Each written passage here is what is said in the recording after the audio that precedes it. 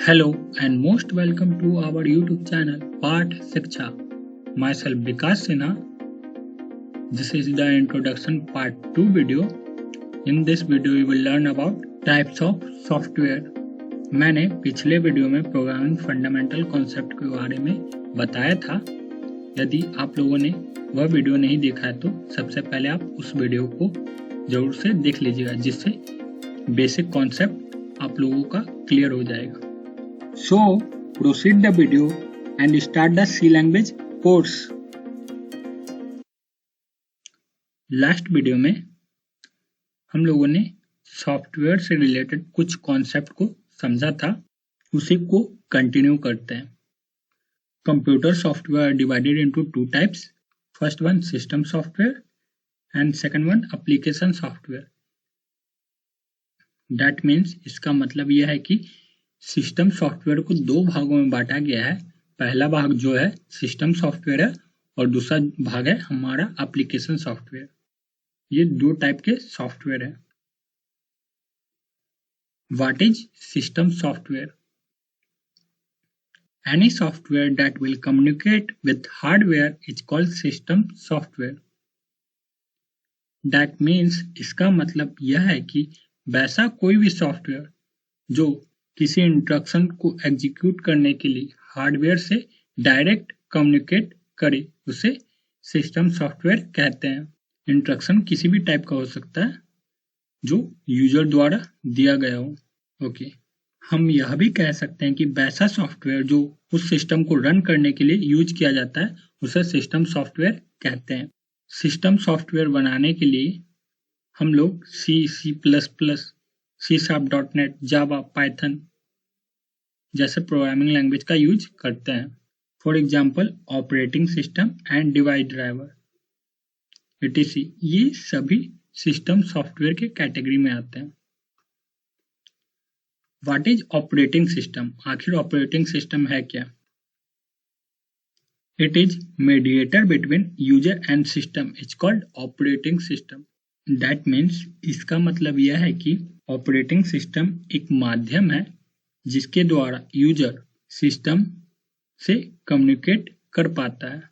If operating system is not there we can not do anything on computer.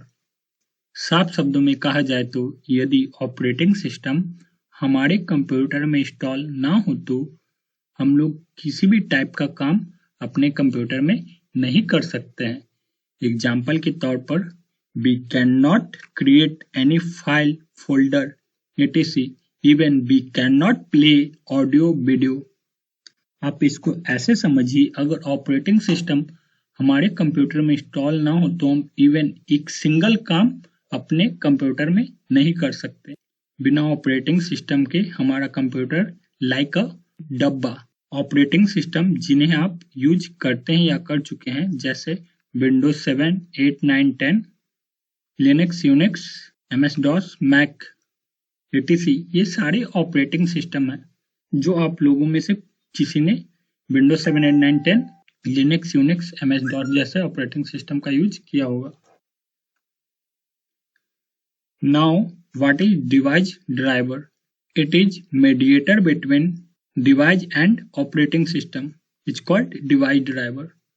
That means इसका मतलब यह है कि डिवाइस ड्राइवर एक माध्यम है जिसके द्वारा कोई भी डिवाइस ऑपरेटिंग सिस्टम से कम्युनिकेट कर पाता है. इसका मतलब संपर्क स्थापित कर पाता है उस काम को करने के लिए. जैसा कि आप स्क्रीन पे देख सकते हो डिफरेंट टाइप्स के आइकन हैं. ये सभी डिवाइस ड्राइवर है जो पार्टिकुलर काम को करने के लिए बनाया जाता है. क्या आप जानते हो वाईफाई, ब्लूटूथ, लोकेशन etc. ये सभी एक टाइप के डिवाइस ड्राइवर है जो computer as well as mobile phone में मौजूद होते हैं, पर इन्हें इनके ऑपरेटिंग सिस्टम के हिसाब से अलग अलग बनाया जाता है. एग्जाम्पल के तौर पे कंप्यूटर के लिए Windows, Mac, Unix, Linux etc. Mobile phone के लिए Android, iOS etc. To work with any device, device driver software is required. That means To work with printer device driver is required. To work with speaker device driver is required. आप इसको ऐसे समझिए, यदि आपके पास कोई भी device है जिसका आप यूज करना चाहते हैं तो उसका डिवाइस ड्राइवर सॉफ्टवेयर होना जरूरी है, तभी आप उसका यूज कर पाएंगे। ज्यादातर यूज होने वाले हमारे डिवाइस ड्राइवर ऑपरेटिंग सिस्टम के साथ साथ इंस्टॉल हो जाते हैं हमारे कंप्यूटर सिस्टम में। एग्जाम्पल के तौर पर volume, brightness, wifi, Bluetooth, etc. ये सभी डिवाइस ड्राइवर जब हम कभी अपने कंप्यूटर में ऑपरेटिंग सिस्टम इंस्टॉल करते हैं तो उस ऑपरेटिंग सिस्टम के फाइल के साथ डिवाइस ड्राइवर का फाइल भी अटैच होता है, जिसकी वजह से नेसेसरी डिवाइस ड्राइवर के फाइल इंस्टॉल हो जाते हैं हमारे कंप्यूटर में उस ऑपरेटिंग सिस्टम के साथ। लेकिन कुछ ऐसे भी डिवाइस ड्राइवर हैं जो ओनली डिवाइस पर्पस होते हैं। एग्जाम्पल के तौर पर प्रिंटर डोंगल, ये डिवाइस ड्राइवर ओनली तब वर्क करते हैं जब उस डिवाइस को इंसर्ट किया जाता है।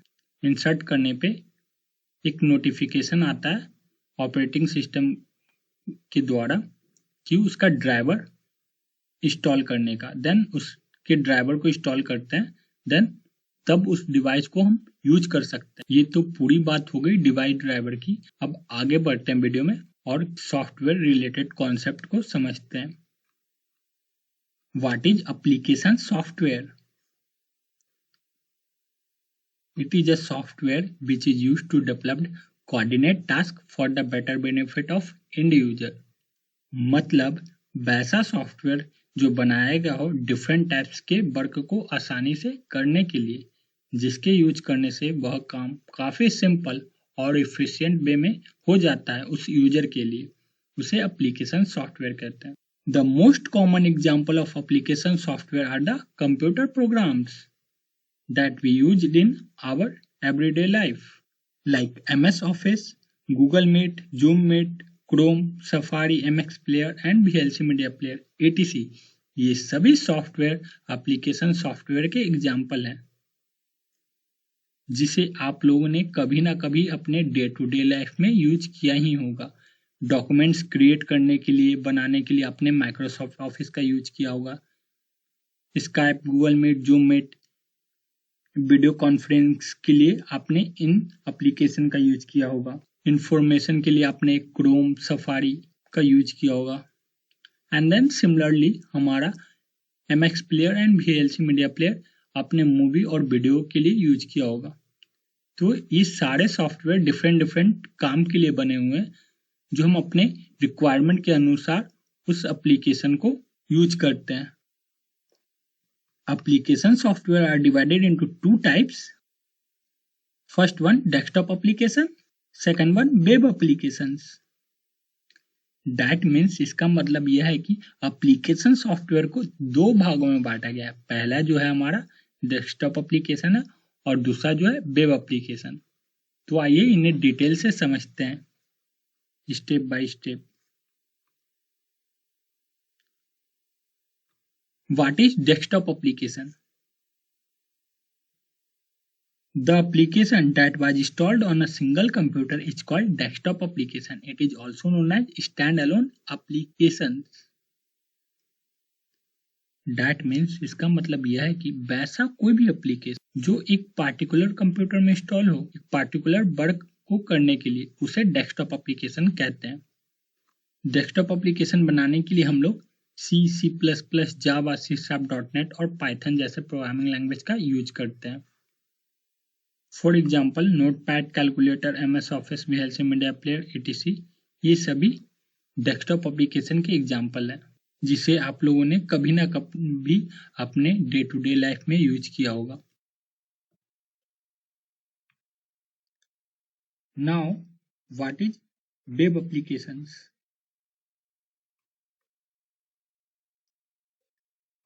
The application that was deployed on the web server and can accessible via browser and internet are called web applications. That means वैसा एप्लीकेशन जो डिप्लॉय हो किसी वेब सर्वर पर, मीन्स उस एप्लीकेशन का फाइल रखा गया हो किसी वेब सर्वर पर और उसे एक्सेस किया जा सके ब्राउज़र और इंटरनेट की सहायता से, तो उसे वेब एप्लीकेशन कहते हैं। एग्जाम्पल के तौर पर Skype, zoom meeting, Google Chrome, YouTube etc. ये सभी वेब एप्लीकेशंस के एग्जाम्पल हैं। Now, web applications are divided into two types. First one, static web applications. Second one, dynamic web applications. Web applications को दो category में divide किया गया है। पहला जो है हमारा स्टैटिक वेब एप्लीकेशंस और दूसरा है हमारा डायनेमिक वेब एप्लीकेशंस। आइए इन दोनों के बारे में डिटेल से पढ़ते हैं।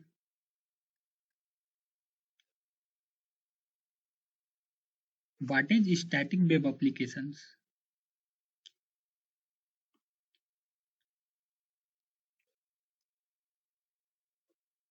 The application whose output is common for all the users are called static web applications. That means वैसा सॉफ्टवेयर जिसका आउटपुट सभी यूजर्स के लिए एक जैसा हो उसे स्टैटिक वेब एप्लीकेशन कहते हैं। एग्जाम्पल के तौर पर Wikipedia, blog, mobile review website etc. ये सभी स्टैटिक वेब एप्लीकेशंस के एग्जाम्पल हैं। विकिपीडिया के बारे में आप लोग सभी लोग जानते होंगे और उसे यूज भी किया होगा। इसमें जितने भी कंटेंट होते हैं सभी यूजर के लिए एक जैसा होता है, ये यूजर टू यूजर चेंज नहीं होता है, तो इसे स्टैटिक वेब एप्लीकेशन कहते हैं। स्टैटिक वेब एप्लीकेशन बनाने के लिए हम लोग UI टेक्नोलॉजी का यूज करते हैं। UI technology means HTML plus CSS plus JavaScript is equal to UI technology. UI means user interface. Now, what is dynamic web application? The application whose output will change based on the user location, time and search are called as a dynamic web applications. That means इसका मतलब यह है कि वैसा application जिसका output change होता हो user के लोकेशन, टाइम एंड सर्च के अनुसार उसे डायनेमिक वेब एप्लीकेशन कहते हैं। Without the requirement of the website owner, content will change dynamically based on the user interaction. मतलब वेबसाइट ओनर के बगैर कंटेंट चेंज होगा डायनेमिकली यूजर के इंटरेस्ट के हिसाब से। मीन्स जो यूजर को चाहिए वो कंटेंट उसे प्रोवाइड होता रहेगा डायनेमिकली। डायनेमिक वेब एप्लीकेशन की सबसे अच्छी बात यह है कि ये यूजर के लोकेशन, टाइम एंड सर्च को कैच करके यूजर के इंटरेस्ट के मुताबिक कंटेंट को प्रोवाइड करता है। एग्जाम्पल के तौर पर YouTube, Google news, Twitter, Hotstar etc. ये सभी डायनेमिक वेब एप्लीकेशन के एग्जाम्पल हैं जिसे आप लोगों ने अपने लाइफ में यूज किया ही होगा। यूट्यूब मोस्ट कॉमन एग्जाम्पल है, यूट्यूब हर कोई चलाता है। यूट्यूब पे कंटेंट वही दिखते हैं जो यूजर देखना चाहता है, मीन्स सजेशन के तौर पे या डिस्प्ले होता है। अब ये डायनेमिक वेब एप्लीकेशन को बनाते कैसे हैं, आइए इसे समझते हैं। Dynamic web application can be developed by using programming language plus UI technology plus framework plus database. For example, programming language में Java, C#, .NET, Python and PHP etc. ये सभी प्रोग्रामिंग लैंग्वेज हैं जिसके थ्रू डायनेमिक वेब एप्लीकेशन को बनाया जा सकता है। Plus UI technology HTML, CSS and JavaScript जो यूजर इंटरफेस बनाने के लिए काम आएगा। Then framework and database. Database क्या होगा, यूजर का डेटा रखा जाएगा ताकि उसके इंटरेस्ट के हिसाब से वो उसे शो होगा। अब इसे समझते हैं ओवरऑल पूरा कैसे ये होता है। जितने भी डायनेमिक वेब एप्लीकेशन बनाए जाते हैं वह एक पार्टिकुलर लैंग्वेज के द्वारा बना हुआ होता है। एग्जाम्पल के तौर पर डायनेमिक वेब एप्लीकेशन को यदि जावा लैंग्वेज में बनाया जाए तो जावा के फ्रेमवर्क यूज होंगे। सिमिलरली यदि डॉटनेट में बनाया जाए तो डॉटनेट के फ्रेमवर्क, पाइथन में बनाया जाए तो पाइथन के फ्रेमवर्क एंड पीएचपी में बनाया जाए पीएचपी के फ्रेमवर्क। अब ये फ्रेमवर्क क्या होते हैं? फ्रेमवर्क में प्री डिफाइंड क्लासेज हैं जिसके यूज से वह जो वेब एप्लीकेशन है हमारा वो एक स्ट्रक्चर्ड एंड ऑर्गेनाइज वे में तैयार हो जाता है। एंड देन लास्ट हमारा डेटाबेस सॉफ्टवेयर, जिसमें उस वेब एप्लीकेशन का डेटा रखा जा सके, तो एक डेटाबेस सॉफ्टवेयर यूज करते हैं like SQL server, oracle, MySQL and MongoDB. तो इनमें से कोई एक सॉफ्टवेयर उस एप्लीकेशन के लिए यूज होगा जहां पर डेवलपर उस डेटा को रख सके। ओवरऑल इस वीडियो में मैंने सॉफ्टवेयर से रिलेटेड लगभग सभी टाइप के बारे में आप लोगों को बता दिया है। यदि अब भी आपको कोई प्रॉब्लम है सॉफ्टवेयर से रिलेटेड टाइप्स के बारे में या फिर आप कुछ और जानना चाहते हैं तो हमें कमेंट कर कर बताइए, मैं कोशिश करूंगा उसका जवाब देने का। यदि आपको वीडियो अच्छा लगा हो तो लाइक, शेयर एंड सब्सक्राइब करिए हमारे पाठ शिक्षा चैनल को for more amazing content. Thank you for watching the video.